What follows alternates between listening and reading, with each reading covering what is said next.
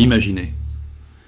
Près d'1 milliard de dollars par jour engloutis dans la guerre contre l'Iran, plus de 11 milliards brûlés en une seule semaine, des munitions épuisées, des familles américaines qui paient la facture pendant que Washington se déchire. Des soldats au front, des contribuables furieux, une nation qui se demande si cette guerre vaut son prix en sang et en dollars. Restez jusqu'au bout, car ce qui se passe maintenant pourrait décider si elle, Amérique S, enfonce dans un bourbier sans fin ou change radicalement de cap. Et les répercussions pourraient nous toucher tous. Dites-moi dans les commentaires, de quel côté êtes-vous ?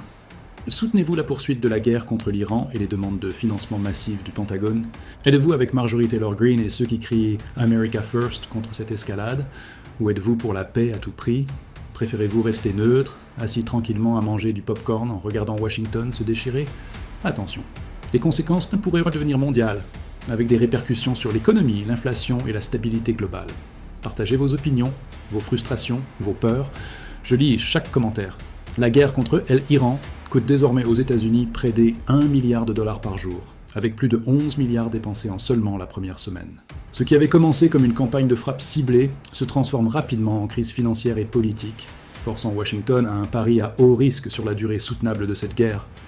Au cœur de cette tempête politique se trouve Marjorie Taylor Greene, qui attaque ouvertement la poussée de son propre parti pour un paquet de guerres de 100 milliards, accusant les républicains de placer les guerres étrangères avant les priorités domestiques. Pensez à quel point c'est America Last. Ils refusent alors de financer notre sécurité intérieure, mais exigent plus de dollars durement gagnés par les contribuables pour la guerre de Trump et Netanyahou contre l'Iran. Absolument America Last. Mais même si les critiques montent, le Pentagone se prépare à une demande bien plus importante. Les officiels envisagent une requête de financement qui pourrait dépasser 200 milliards de dollars, destinée à remplacer les armes épuisées et à étendre la production, signalant la crainte que le conflit s'élargisse ou dure bien plus longtemps que prévu.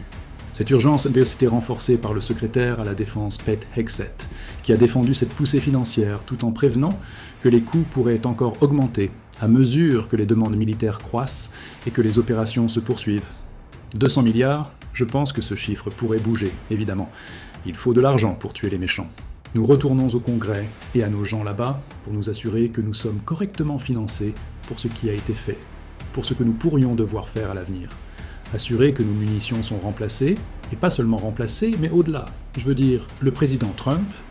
La proposition de financement fait maintenant face à un parcours difficile au Congrès où les divisions élargissent. Les démocrates exigent un contrôle renforcé, tandis que certains doutent qu'une demande aussi massive puisse franchir le seuil des 60 voix au Sénat, préparant un affrontement politique féroce sur l'ampleur et la direction de la guerre. Ce qui se déroule est bien plus qu'une bataille budgétaire. Est un choc direct entre une guerre qui étend rapidement et la promesse d'éviter les enchevêtrements étrangers.